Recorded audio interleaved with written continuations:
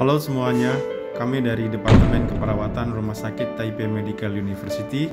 Sekarang kami akan memperkenalkan pentingnya tindakan mencegah terjatuh pada pasien. Terjatuh biasanya terjadi pada pasien lanjut usia atau pada pasien rawat inap. Ketika terjatuh, sesuatu yang buruk bisa saja terjadi. Misalnya, bertambah lamanya waktu rawat inap, risiko terjatuh berulang kali, luka, pendarahan dalam, patah tulang, dan bahkan kematian. Hal ini sangatlah serius, sehingga kita harus memperhatikan pencegahan terjadinya jatuh pada pasien. Terjatuh bisa terjadi di mana saja, seperti di samping tempat tidur, di lorong, dan bahkan di kamar mandi. Langkah pertama dalam mencegah terjatuh pada pasien, kita harus mengetahui siapa saja yang termasuk di dalam kelompok berisiko tinggi terjatuh. Secara umum, setiap orang memiliki risiko untuk terjatuh. Saat pasien masuk, perawat akan mengidentifikasi apakah pasien termasuk kelompok risiko tinggi terjatuh atau tidak. Contohnya seperti mengetahui riwayat kesehatan pada masa lalu, riwayat terjatuh dalam 3 bulan terakhir, tingkat kesadaran, dan melakukan tes keseimbangan berdiri.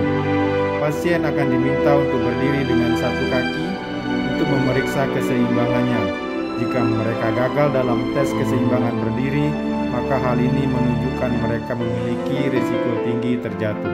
Kelompok risiko tinggi terjatuh seperti di bawah ini: usia lebih dari 65 tahun, pernah mengalami terjatuh sebelumnya, gaya berjalan yang tidak seimbang, disfungsi tungkai dan menggunakan alat bantu jalan, kualitas tidur yang buruk dan gangguan kesadaran, lemas, pusing dan kurang gizi, pengguna diuretik, pengguna obat penghilang nyeri, anemia atau kurang darah, tekanan darah rendah, tidak lulus dalam uji keseimbangan berdiri, sering buang air kecil di malam hari, siapapun yang tidak didampingi pengasuh, setelah menjalani operasi, terpasang infus intravena. Apa yang perlu kita lakukan untuk mencegah terjatuh? Untuk pasien yang rentan terjatuh, kami memiliki beberapa saran pencegahan yang terbagi menjadi 3 tahapan dan 5 langkah untuk diikuti di setiap tahapan. Kami menyarankan sebagai berikut. Tahap pertama, ketika pasien akan turun dari tempat tidur, panggil seseorang untuk dimintakan bantuan ketika pasien akan bangun dari tempat tidur. Jangan terlalu percaya diri. Turunkan tempat tidur ke tingkat yang terendah. Bergerak perlahan, jangan terburu-buru.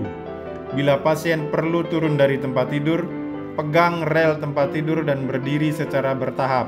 Gunakan alat bantu yang tepat untuk berjalan.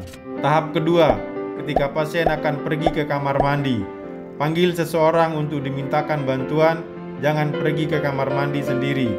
Nyalakan lampu, gunakan alat bantu yang tepat untuk berdiri, berjalan perlahan, jangan terburu-buru.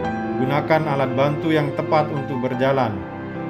Tahap ketiga, ketika akan berjalan. Ketika pasien akan berjalan, pastikan ada seseorang yang berada di samping menemaninya. Gunakan sepatu atau sandal yang sesuai, berdiri dengan stabil terlebih dahulu, berjalan secara perlahan, pastikan lorong tidak ada halangan dan bersih. Hal-hal lain yang perlu diperhatikan dalam mencegah terjatuh: tetap menggunakan pengaman pada tempat tidur, jangan melewatinya.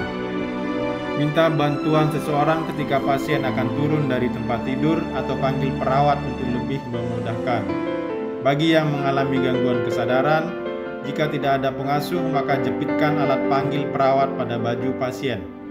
Letakkan alat bantu kecing di dekat pasien dan pastikan agar mudah dijangkau. Ketika turun dari tempat tidur secara bertahap, duduk di tempat tidur selama 3-5 menit dan tidak merasa pusing, kemudian berdiri selama 3 menit dan selanjutnya berjalan. Disarankan menggunakan pegangan tangan ketika ke kamar mandi, naik atau turun tangga.